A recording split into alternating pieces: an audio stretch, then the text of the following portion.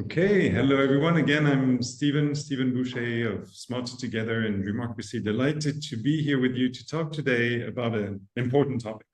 I guess you think it's interesting, and surely we think it's important. To hybrid processes that combine a randomly selected sample of citizens and elected officials. Some call these mixed member deliberative forums, to use a bit of jargon up front. So today we're going to talk about these rather than standard citizens' assemblies that we've become accustomed to, these mixed deliberative forms, which have emerged as an innovative form of deliberative democracy. And we're going to explore their potential strengths and shortcomings. Behind them, there's a hope and a promise that they could give deliberative formats greater impact, that they could enhance the diversity of opinion and the epistemic value of deliberative processes. But there's also the concern that they could increase the control of elites, let's say, of political decision makers on deliberative processes. So are mixed member deliberative forums or hybrid processes a blessing, a promise, or do they have limitations? That's what we're going to be talking about with Eva Sørensen of Roskilde University, who contributed to our handbook of collective intelligence for democracy and governance. Hi, Rob. Thanks for joining. You might want to, switch your mic off.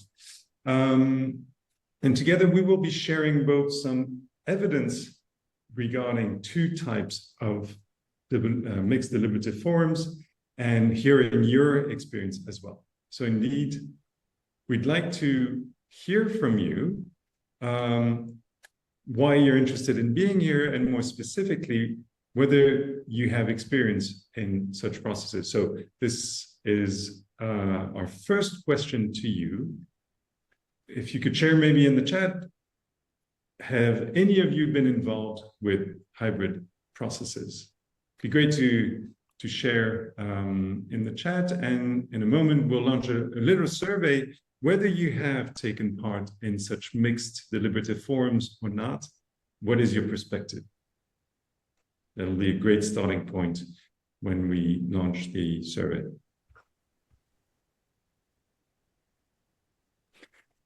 By the way, as we launch this, I forgot to mention we're recording this so that you can watch this again if you wish to do so, and those who can attend and listen in later on.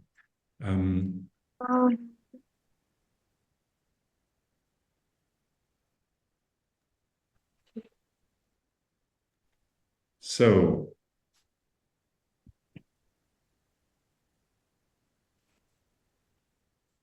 couple of reactions from you. Pure mini publics, yes, indeed. That sometimes people use the as by opposition, it's not the right word, but you see what I mean, to mixed deliberative forums. You have pure deliberative forums, the citizens' assemblies that we're familiar with. Neil, in concept, I understand the concept. Surely you have heard of the convention, the Irish Convention, that brought together 66 citizens, 33 parliamentarians, and one chairperson in 2021, looking at issues such as same-sex marriage. In fact, Dimitri says that you reviewed the Irish Convention on the Constitution. Stefano, you haven't been involved, but you're interested. No, not in hybrid processes, just in typical deliberative mini publics, or That's it. Okay. Yeah. Hey, Stefano, good to see you. So hence your interest also in these mixed formats. Okay, let's see what your expectations are of these mixed deliberative forums. Hopefully you're seeing the questions appear. It'd be great to have your answers.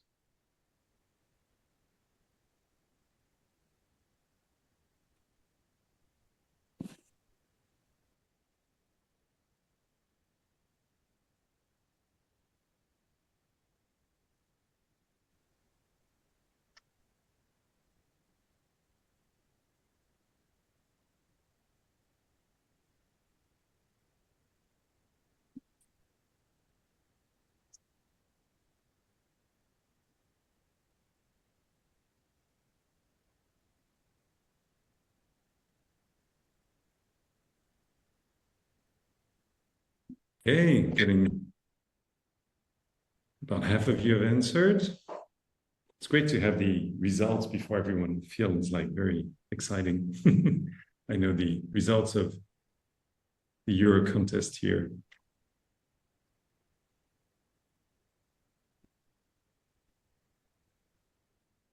A few more and then we can share. So is it a necessity for citizens to understand political work or for elected officials to adapt to citizens' concerns? Is it going in the right direction, but going too little voice to citizens? Does it make democracy, is it less impactful than citizens' assemblies or other views?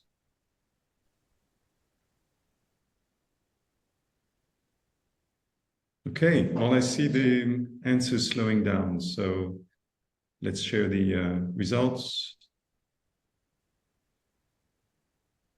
Now you should be seeing them. So I'm getting from this a positive outlook on your part that they can be useful for citizens to better understand the work of policymakers and useful for elected officials to better listen to citizens. So you're adhering to the promise and reviewing the evidence that we have will be interesting in that light. Giving too little voice to citizens, not necessarily. Few of you think so. Less impactful than citizens' assemblies, maybe not so. So your fears, your concerns seem for the moment limited. And maybe other perspectives. Be interesting to hear from a couple of you in the chat what your other perspectives are. I'll be happy to share them if you care to share them in the chat. Great, thanks for joining in the survey.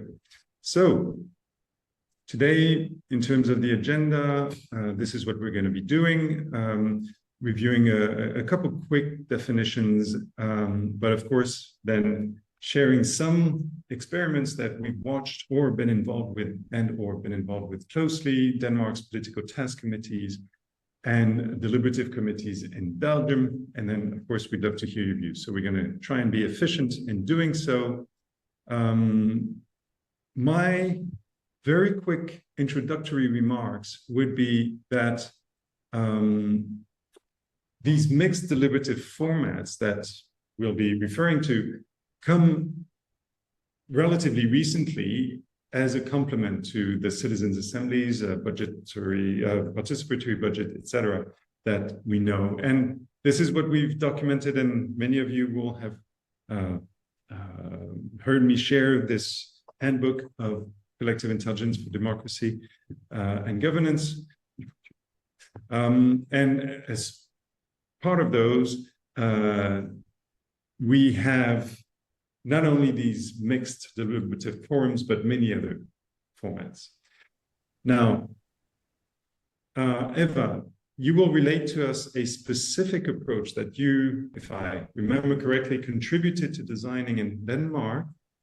But before you share this example of the political task committees, maybe you'll want to define the key concept that you introduce in the case study in the handbook of collective political intelligence as a way of understanding these political task committees. How does it relate to today's topic?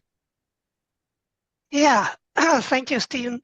Yeah, I was really happy when you invited me to contribute to this handbook, because I wasn't too attentive to the whole concept of collective intelligence. And when you asked me to kind of get involved in that and write a little article or a chapter on that, I really became interested in the whole issue of the value that is obtained by integrating different forms of knowledge, lay people knowledge, political knowledge, and also, of course, expertise in order to get better decisions. But also what I'm really interested in is the question also about, kind of avoiding a lot of conflicts and negative conflicts. Conflicts can also be productive. I'm certain of that, but also, these more negative and destructive conflicts that seem to undermine democracy as we stand. And because I'm so interested in how we can deal with democracy, I was thinking about developing then, it was an opportunity to develop the concept of collective political intelligence, which in my definition in the book refers to, one specific form of collective intelligence, which is about how to, build support for collective decisions in the face of competing perceptions of what is valuable for society and for the members of society. So this is how I've been trying to, how can we improve our knowledge about how that can take place simply? And I think it relates a bit to the questions you asked in the survey about can collective political intelligence, for example, give citizens a better view of the issues that politicians are struggling with and so on, but also give politicians a better understanding of what the needs of citizens and the perspectives of citizens. And I really think it can. And also what I write in my chapter is that I have, not to forget, written together with Jakob Torfing. I write that I find that collective political intelligence is kind of a product of negotiations, as kind of, because I've been very interested in kind of opening up the concept of deliberation. What does deliberation really mean? And there are many forms of deliberation. I would say the kind of deliberations that bring politics forward in a productive manner are negotiations that kind of acknowledge the press rather than kind of remove or ignore the presence of deviating views and interests among the public, and also between the public and citizens and politicians, and not to mention differences between politicians. And what I've then find is that the best way to promote collective political intelligence is to build hybrid forms of democracy. But I guess we will return to that, Stephen. Yes, indeed. And we could also return to the wider concept of governance and robust governance that you also explored in a very recent publication. But now maybe turning to our case study of Gentofte's political task committees. Maybe you can share with our colleagues what happened there, how it contributed to a greater collective, political collective intelligence. Mm-hmm. Yeah, let me start by explaining what this these political task committees are. And as you said, I was myself and Jakob Torfing were involved in kind of developing this concept. They approached us and asked if we could actually assist them and evaluate their efforts to try to find new ways to work politically in the city council in Gentofte municipality. And it all started in 2015 when the politicians decided that they wanted to involve citizens more in policy development. And they faced three concerns. That was what triggered the reform. Because first of all, they found that most of their time they spent in casework. They felt that they were doing administration rather than developing policies. They found that the administrators were the ones who made the policies. So that was the first thing. Actually, they asked the public administrators to kind of count how many policy proposals that had been changed when they passed through the city council, and it was kind of 3% out of 100. So it was, said that cannot be. We spent so much time on this, and we changed so little. So that was the first one. The second thing was that they experienced that many of the policies that they made simply failed, and citizens afterwards said, "Why have you made this policy? It's ridiculous. It doesn't work for its purpose," and so on. It seems like you don't know what you're doing. And the third thing was that they felt that they were invisible to the citizens, and their contact with the citizens was so weak. So they simply wanted to be more in continuous dialogue with the citizens, also, simply so that the citizens knew who they were. Made many surveys showing that citizens have no idea who the municipal politicians are and so on. So they wanted to change that. And therefore they made this huge reform. That simply they built a new institutional platform, we could call it, for flexible problem-oriented policy development between politicians and relevant and affected stakeholders. And they call them the political task committees. And these are kind of very different from the normal standing committees that run throughout the whole electoral period. So these are kind of temporal, and they have a specific agenda. And when they've solved their task, they are closed down and so on, and then they establish new ones. And in these political task committees, politicians decide the topic.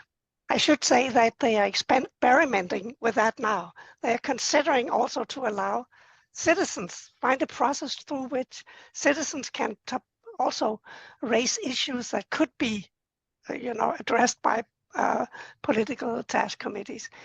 And in each committee, there will be appointed 5 politicians from different parties and 10 stakeholders with very different backgrounds. And in selecting these 10 stakeholders, the politicians have simply, every time they establish a committee, a task committee, they draw a profile of what kind of stakeholders they want included, kind of, if it's a question of health, they say we need some people who are, have some disabilities or have to struggle with some problems, but we also want young and old people, and we want healthy people, and we want, of course, staff from hospitals and from all kinds of other you can see employees in the public sector that works with health in one way or the other, and maybe also some shopkeepers who sell candy and right in front of people and so on.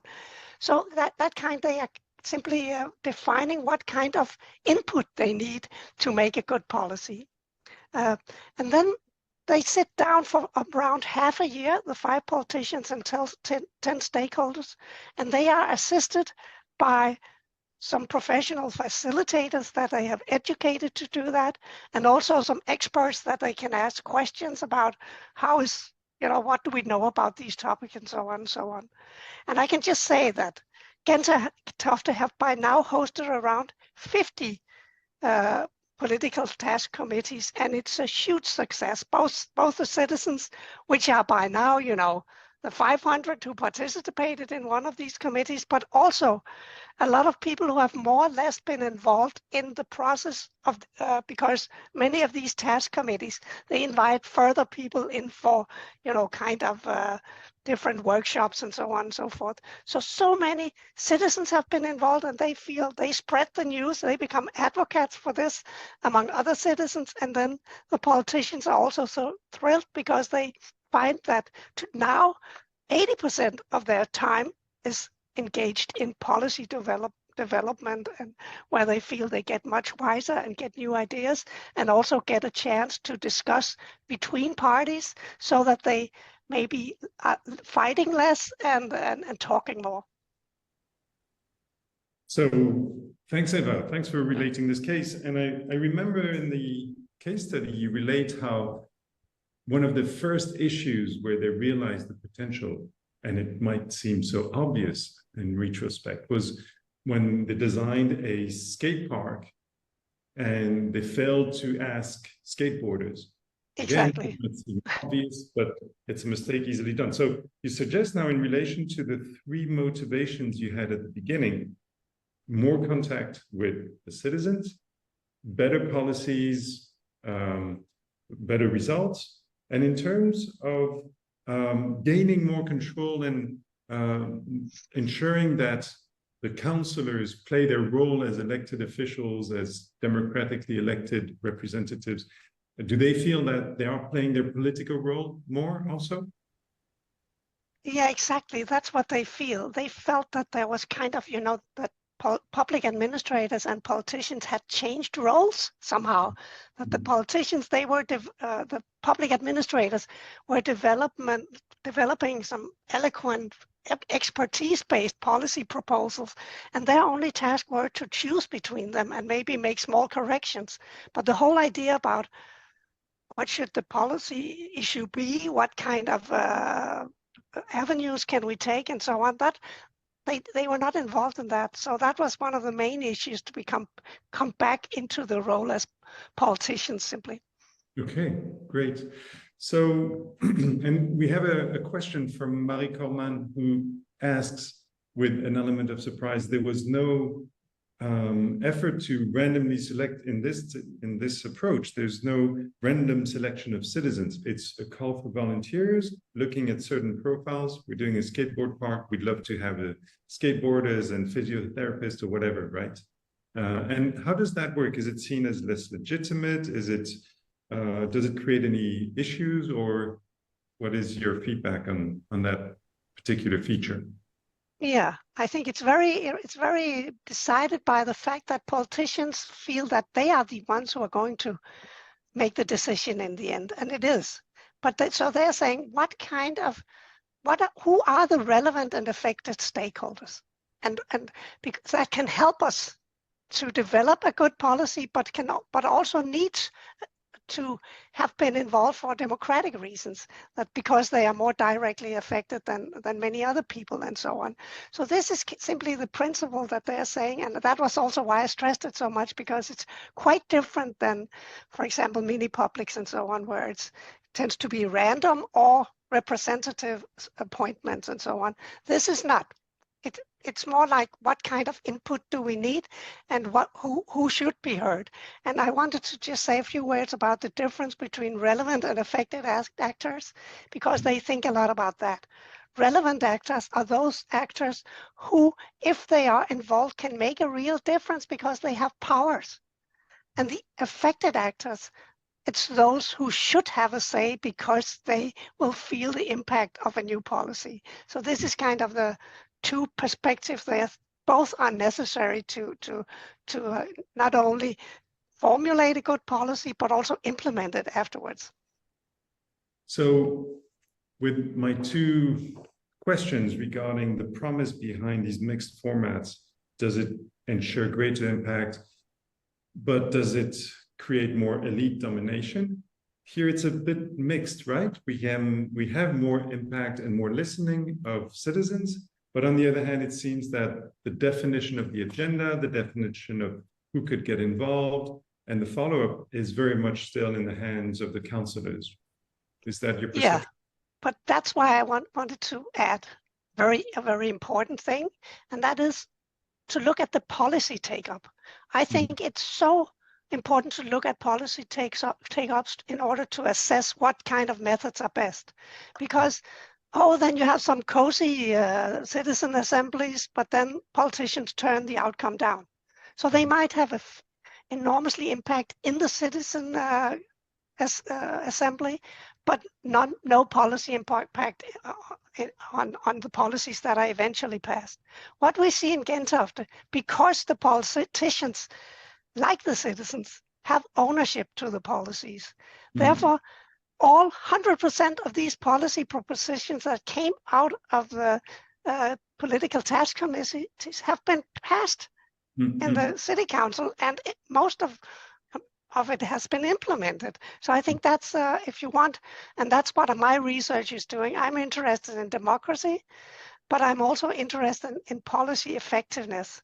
So these two, I think these two things go together. Why do we want influence if there's no impact in the end on society? So I think they have found a model where democracy, strengthening of democracy goes hand in hand with a stronger ability to implement policy, simply because the whole apparatus has ownership to the policy afterwards, and that's really important.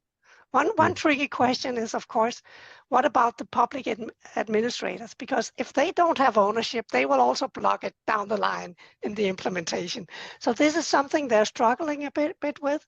They're trying to find the right balance, because in some of these political task committees, public administrators simply take over a bit. And and they shouldn't.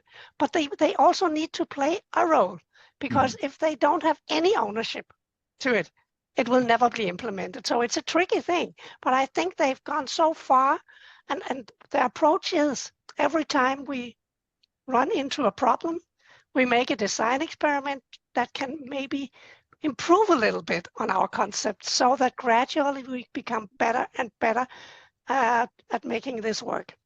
Yes, and certainly, spoiler alert, one of my conclusions, of course, behind these experiments is that we're never going to find a one-size-fits-all solution that solves all of democracy and public administration's problems, etc. But there are some merits here.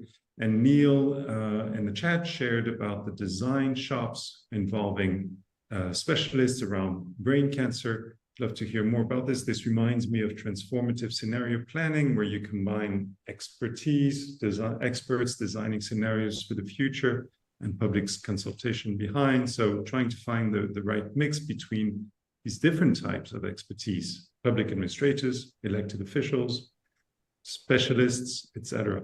So sharing another example in the next slide is regarding deliberative committees, which some of you may have heard of, which have been deployed over the recent years in Brussels, in the region of Brussels capital, and in the southern part of Belgium, Wallonia. So there have been 5 such mixed member deliberative committees in the Parliament of Brussels, 1 in the Parliament of Wallonia, that we at Democracy helped design and implement. So the idea here, think many public meets parliamentary committee. In the case of that we were involved with, the Parliament of Wallonia, you had 30 citizens drawn by lot and 10 members of a specific parliamentary committee representing the different parties. So roughly a similar proportion to what was seen in the Irish convention. And in this case, the topic was of the Parliament of Wallonia very much something of interest to all of us, because the question posed to this deliberative committee was, how could we better involve the citizens of Wallonia in democratic decision-making? Also looking at another recent development in Belgium, which is this permanent citizen committee in the German-speaking part of Belgium. Interestingly, when, greater impact versus elite domination, what was the anecdotal evidence that we saw there? We'll share with you the link to the recommendations that were adopted. It's in French, but you have a 189-page report of the process with all the different steps. There was one information session, then 5 days of deliberation, trying to answer this question. And the recommendations were very strong. If I had been asked to imagine and pre-write the recommendations ahead of the process, I don't think I would have combined such so many potential democratic innovations into one set of recommendations. Basically, they're recommending there should be a permanent process of citizen consultation around the Parliament of Wallonia, where a permanent committee could decide either to convene citizens' assemblies or mixed forums, depending on the topics, that the follow-up would be closely monitored by the citizens and the parliamentarians together, that the recommendations coming out of these assemblies would be put to the citizens as referenda, that the material produced in these assemblies, mixed or not mixed, would serve as the informational material ahead of these referenda, etc. So I encourage you to read the recommendations. At this stage, this is quite recent because the recommendations were put to the parliamentarians only very recently. And there have been, in the meantime, parliamentary elections. So in terms of greater impact, it's too early to say whether the recommendations will be turned into actual new measures. What we've observed is that the citizens and the parliamentarians working together definitely helped clarify some of the concepts and some of the measures considered. And together, this is a personal assessment, that they encouraged each other, even though some had reservations and this wasn't a unanimous conversation. but they managed to envisage something that might have someday, if it's implemented, greater impact. In terms of elite domination, whether in these formats parliamentarians would take control, well, this is a personal assessment. Sometimes there were MPs who clearly were more used to debating, clearly wanted to take control of the process, clearly wanted to explain to citizens how we should think about this. Yes, we have sometimes witnessed this, but first, as facilitators, we did what we could to control this and make sure citizens had space. And of course, this should be a basic precaution in any such mixed forum. We also observed how there was a combination of reactions, because if sometimes, rarely, but sometimes this happened, there were also MPs who were too timid and wanted too much to let the citizens speak, and we had to encourage them, and some who were balanced in that approach. So overall, it wasn't a case of elite domination trying to control what citizens said and what came out of it. There was really good cooperation. And in the assessment that will come out soon from there was an observatory committee. Their conclusion from interviewing the parliamentarians is that they were positive and positively surprised by how such a forum created a different type of working relationship with citizens. So overall, the evidence suggests that on a topic like this one, very open, it was very positive. Now, if you look at the case of the Parliament of Brussels, where some contentious issues were looked at, it wasn't always so easy. And sometimes the politics were much more influential, and the external politics and the parties were trying to bear more pressure, and it was harder. So not always easy. I don't want to suggest that it's the case, but if we move on before sharing opening the floor, of course, you want to respect the key drivers of collective intelligence. That some of you will have seen this if you've been in prior webinars. We always show this, some of the key conclusions from the handbook. Here, in the case of mixed deliberative forums, some of the issues that we're seeing, in particular concerns about elite domination, can be addressed also through design. You can think of what happens before the deliberation, how you prepare the citizens. During, you may not always want to have constantly the citizens and the parliamentarians working at the same time together in the same room. That is also the case in terms of these mixed versus pure formats in the deliberative process, and also after, in terms of the visibility of the recommendations, the role of the citizens versus the parliamentarians itself.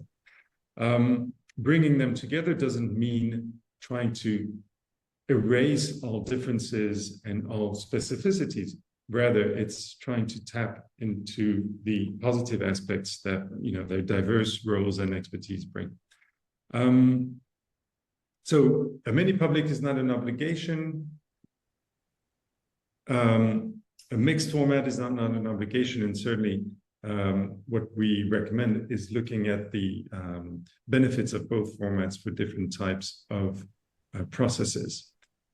So it'd be interesting to hear from you what your thoughts are as to the right combination when be applied versus other types of formats. So with that, we'd love to open the floor and hear your thoughts. Please raise your hand and we'll open the floor now.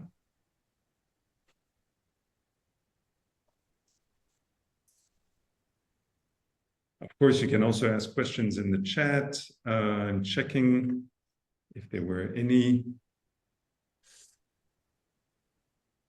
Who will break the proverbial ice? There's no ice in this room. I can tell you it's very hot. In local and state government in Australia, Neil Shells, I've often seen political advisors claim they were acting on behalf of the political leader where they were really advancing their own agenda. They don't like it when you challenge them. Okay, it sounds familiar. And thanks, Dagmar, for sharing the link with OPSI talking about deliberative committees. Very helpful. Yes, Rosa. And of course, do introduce yourself when you take the floor. Go ahead, Rosa. Yes, hello. I just want to say thank you. I am delighted about this topic. My name is Rosa Subisarreta.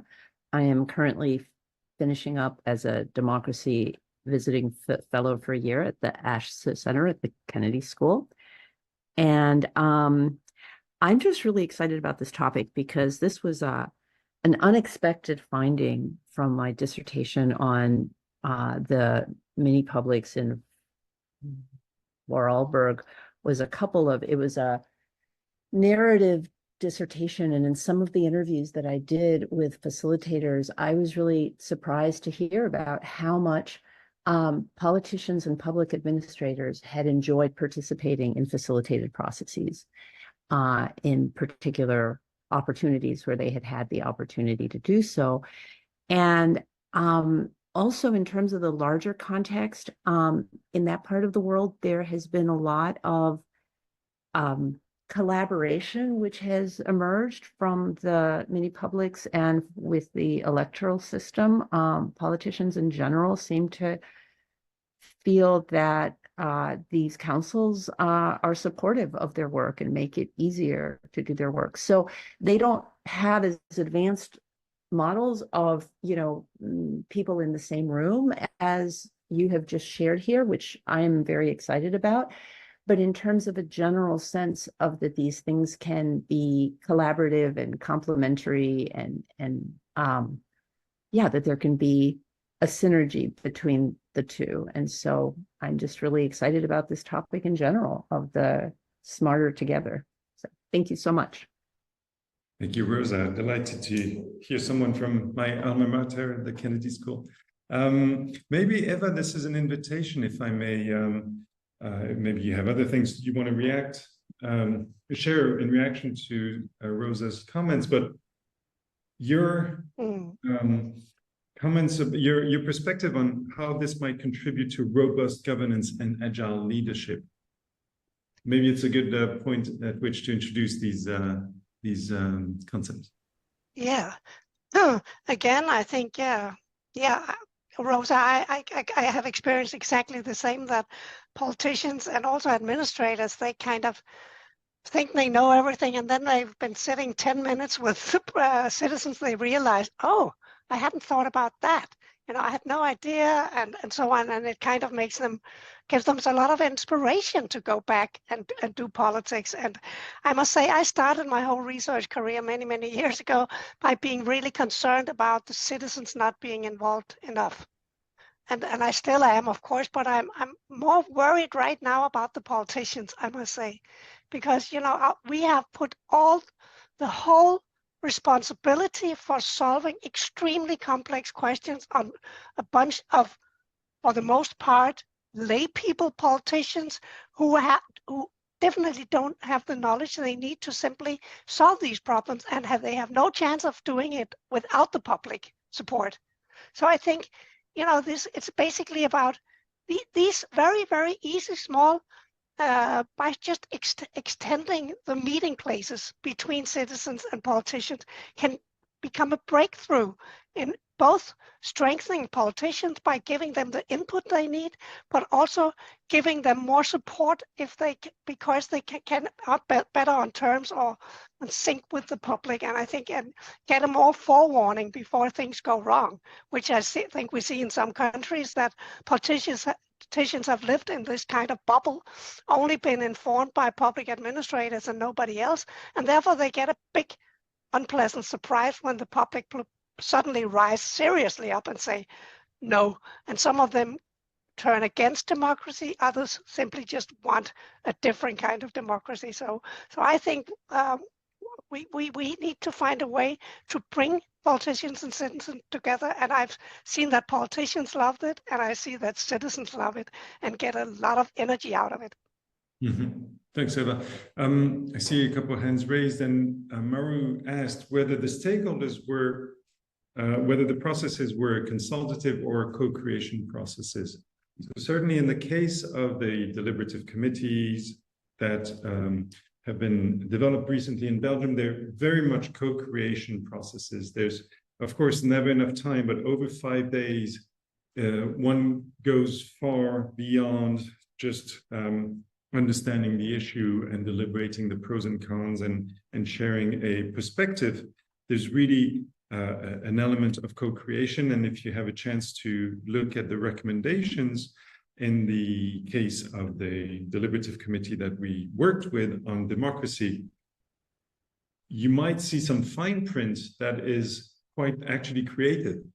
For instance, the citizens and the parliamentarians together said that we should explore new ways of setting the political agenda and deciding on what we should be consulting. And behind that simple sentence is an acknowledgement that the political agenda for deliberative processes is often decided by policymakers, and that we need to open this up. So, in other elements, the whole design of the process has been co-created. So, and from what I understand in the political task committees, the citizens and the policymakers really sit together and produce new solutions. Now, and it's interesting to see that it's become something that's spread all over Denmark. Marie Corman, you raised your hand. Do you want to ask your question or maybe share your comment? Yeah, thank you for giving me the floor. I'm Marie Corman. I have been involved both as an observer and as a practitioner in different types of citizens' assemblies, mini-publics in Belgium. And actually, there's a meeting in 40 minutes in Liège to draw conclusions from the pilot that Stephen has presented. So I had two questions when I started observing these mechanisms. First, do they work? Second, do they change the contents of policies? The answer to my first question is yes, it works. It has many advantages, many virtues, and with good facilitators and the right setting, we can make them work. But the second question, does it change the contents of our policies? Here I have a big question mark. And actually, I think we need to have a closer observation and analysis and identify what are the success factors that can make change, that can bring about changes in policies. I asked a question to Irish people who were involved in such processes, and they told me, and I'm glad there are Irish participants right now with us today, that they had the two types of things, so hybrid and non-hybrid, but what made the real difference in terms of generating actual change in policies was the coupling with referenda. And therefore, I still have this question mark. When does it work and when does it not work? And there I'm really interested in listening to the participants. Thank you. Yes, thank you, Marie. And I guess we have different approaches that have more shelf life than others. In Belgium, I think it's a bit too early to draw an overall conclusion. I think in terms of the epistemic value, how it adds to the diversity of perspectives and some of the drivers, I think we can already be positive. In terms of the political impact, it's quite mixed at the moment on what's been done, or too early in the case of the Parliament of Wallonia. So I think we're all curious in a similar way. Dimitri Courant, you also raised your hand. Any question, any comment? Sure. Yeah, so thanks. I'm a postdoc fellow also at the Kennedy School and at the Ash Center. I mainly worked on cases in Switzerland, France, and Ireland. So in France, one of the mixed cases was the first experiment and then the subsequent one that the Conseil économique, social et environnemental ran So it was not elected politicians, but member representative stakeholders within the Conseil économique, social and environnemental. And the first experiment was not incredibly impressive, let's say. And I think it's also because precisely they were not, I mean, they had very little time and resources to do that. But in the work that I conducted on Ireland and comparing the different first assemblies, because since then there's been others in Ireland, I was noting 6 criteria as to whether or not mixed assembly can be successful or can not be successful. So the first one is proportion. There needs to be more citizens than politicians, otherwise that's going to create effects. And that's true actually for most of what we know about deliberation in general, in terms of gender, in terms of whether you're in the minority. If you're the only right-wing person in a table of only left-wing person, then you're going to be silent. So if you want citizens to be able to actually have a voice, they need to be in higher proportion than the other actors, stakeholders, elected official.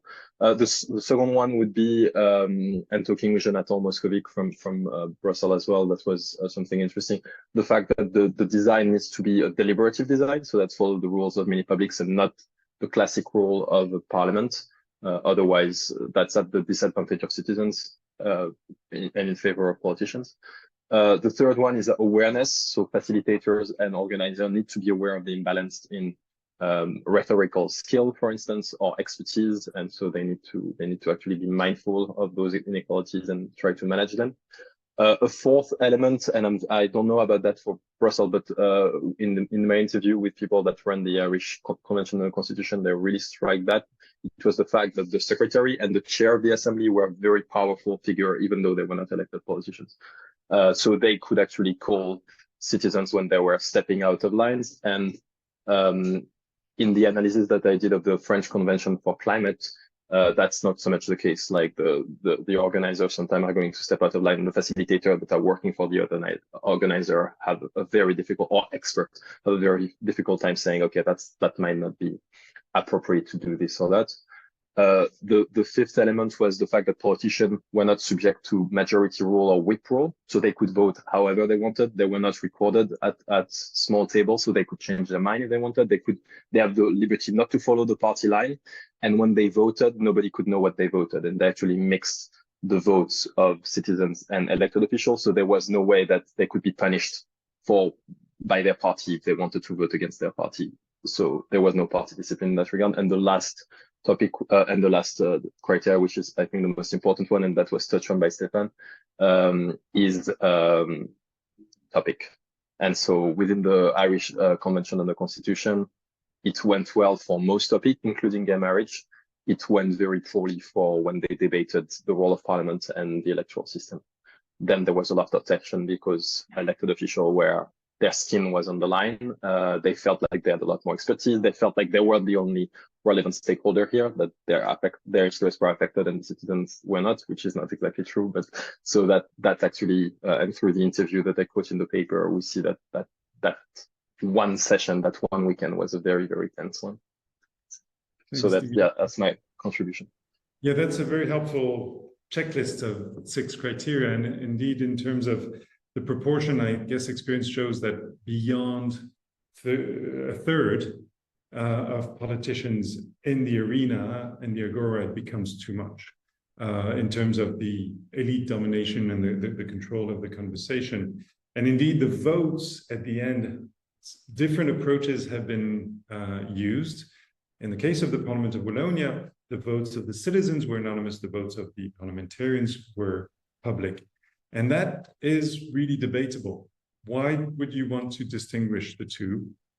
And does it not give greater freedom to the parliamentarians to also vote anonymously, as you suggested? In terms of the rhetorical skills, this is something where we tried, and this is a design that can be replicated, of course, in different contexts, to make sure that we spoke to all the participants, actually, whether elected citizens or non-elected citizens, before every session.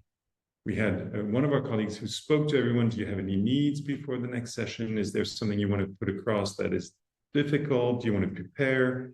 We had a colleague who was there to help them with rhetorics and making sure they could put their point across. Because yes, you have some people who are more trained in doing this than others. But I guess that can really be addressed in terms of design. And then regarding referenda and Marie's point, that can also be something that we decide. And as you'll see in the recommendations of the deliberative committee in the Parliament of Wallonia, the citizens and the parliamentarians were really clear. The deliberative processes so far in Belgium have had insufficient impact. They have much greater impact if they're followed by a referendum. So why not make this the default option?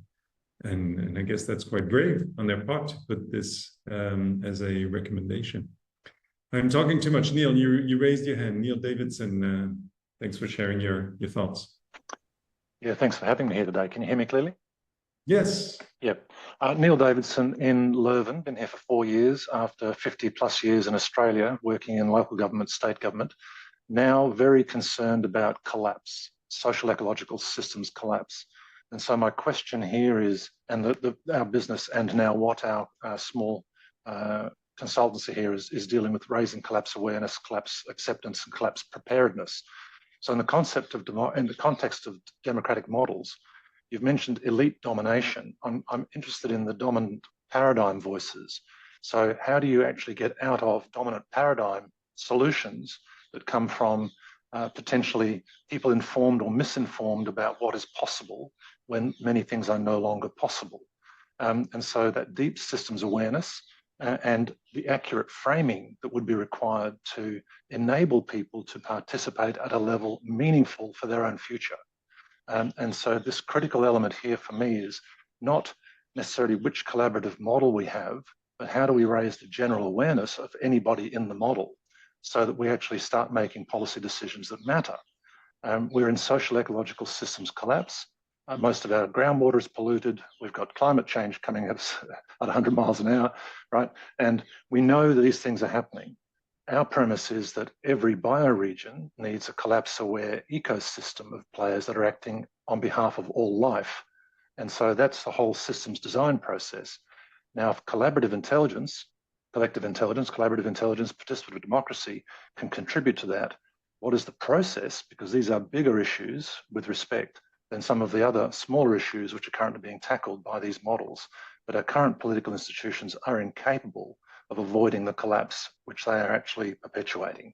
And so that's the challenge we've got. How do we flip the system by flipping the thinking and the worldviews of multiple people, which is politics, towards something which might actually be life-sustaining and regenerative rather than life-destroying and degenerative? So it's a big question, but you can see these models fit beautifully with the potential, but only if we can raise the capability and maturity of those involved. I'm suspecting that you have some interesting answers to your question, Neil. I'm keen to hear that, but maybe Eva. For a small fee, I could know. So Eva, what are your thoughts on Neil's? Yeah, I would love to respond to that one and to also many of the other questions. I think what you point to, I have the same concern as you do, Neil, of course, and both in sustainability, the ecological system and so on, but also in many other policy areas, as Marie also was talking about, does it change the policies? Does it improve the policies? We need to look at that more. But what I think is the main question here is really, what kind of involvement or dialogue between politicians and citizens will build capacity for us to act on some of these really what I call, turbulent policy issues that we have faced today, that are called for immediate action, and they don't call for kind of small time local action. Many of these questions call for, you need also the elite to turn around.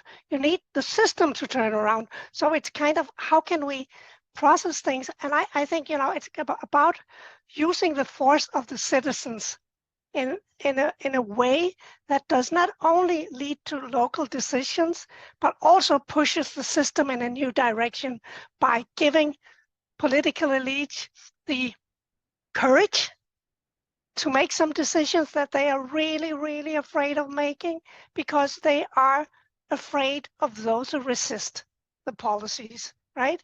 So I think many politicians probably want to change things, but don't dare because they are afraid of the next election.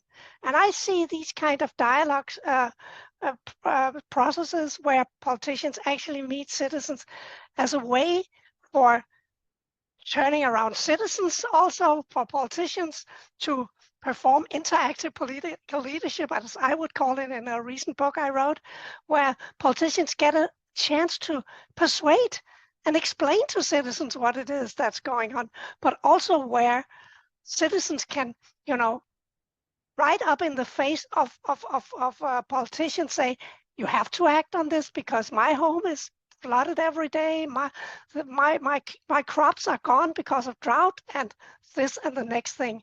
So I think really this is also the only way of pushing things forward.